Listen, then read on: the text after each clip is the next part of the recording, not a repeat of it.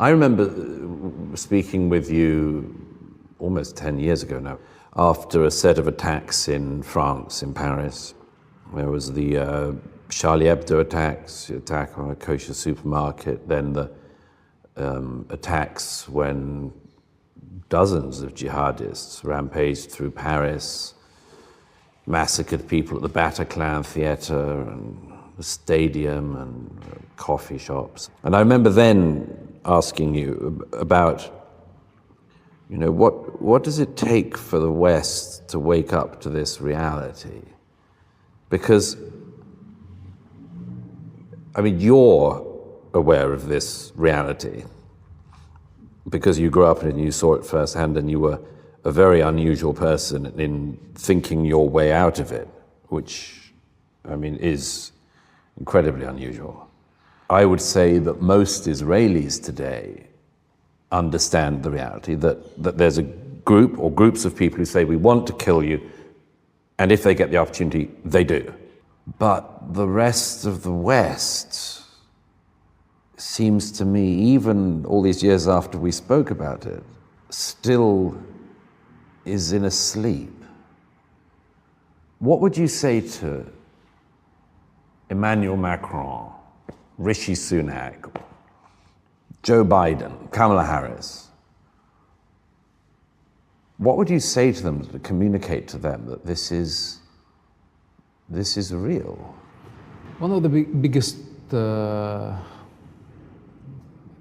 contributors to terrorism and violence actually hypocrites.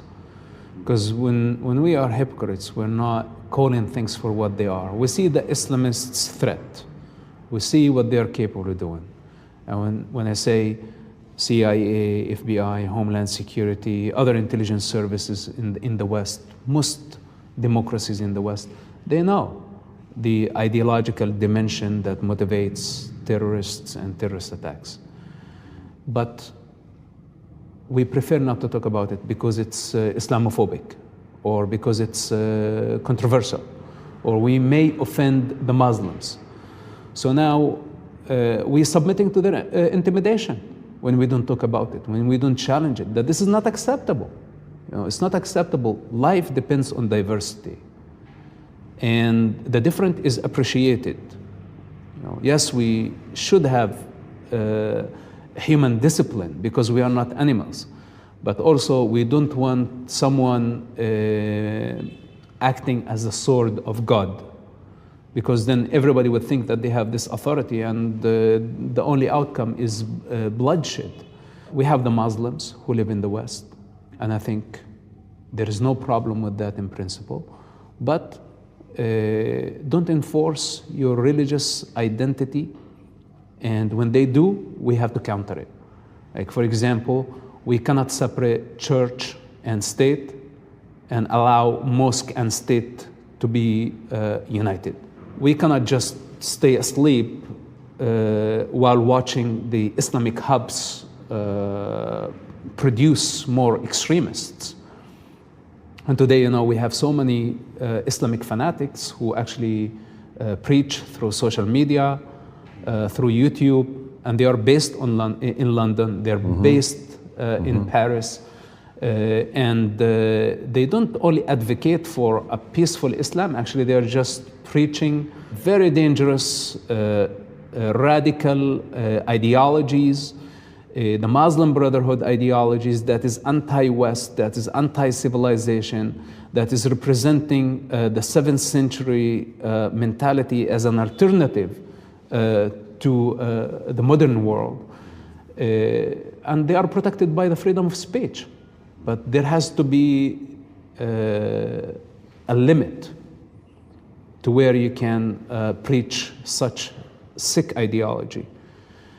And I think most of the leaders are afraid, whether they are ignorant of the topic or they have short-term interest and they don't want to compromise this interest.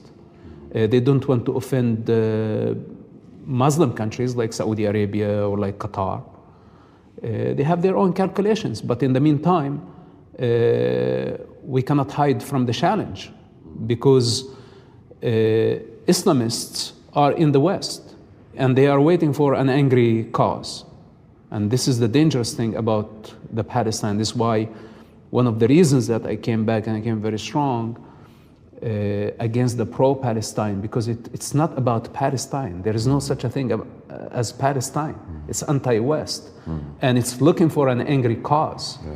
And the more anger they are able to generate, they're creating the climate for those individuals who have been waiting to act. So I don't want to say, what are we waiting for? Like another major terrorist attack?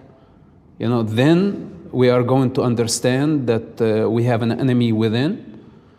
I hope we don't get to that point. But let me tell you something. From my personal experience, when they start first shouting from the river to the sea, calling for Jewish genocide, it was no time before chaos. And it became suicide bombing attacks, became stabbings, it became mass shootings, it became, everywhere became a target. And Palestine is chaos. Islam is chaos. And of course, this is very hard to say, but I hope that we don't get to the point to see the things going completely out of control, to realize that we have individuals among us that we really need to leash, that they cannot take advantage of the freedom. There is a limit.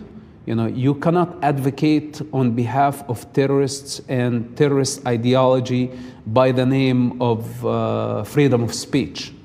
It's not acceptable. You can't use freedom in a society to shut down freedom. Yeah, absolutely, but because it's very hard to draw the line, and many people take advantage of this. Take, for example, after 9/11, Muslims went into the hiding for almost a decade or more than this. They just hiding their identity. And after October 7, it was just next day they start demonstrating against Israel and against the West. In New York, in London, in Paris, everywhere. Within a week, they showed so much aggression. And again, this is the bloodlust that I told you about, which is very strange. You look 9/11 and you look October 7, and what's after? Totally different outcomes. So why all this? And this hatred against the Jews that is attracting actually many Westerners who might have something in common, that they are all anti-Semites. And this is what's bringing the Islamists and the communists and could be the socialists even to work together. They have something in common, and that is their hatred towards Israel. But what many Westerners are not understanding, that this is not only anti-Israel, it's anti-success and it's anti-civilization. It's pro-chaos. This type of individuals and this type of movements, they thrive in chaos. They don't like order. In order, they die. And this is why they want to see more of the chaos. Mosab, Hassan,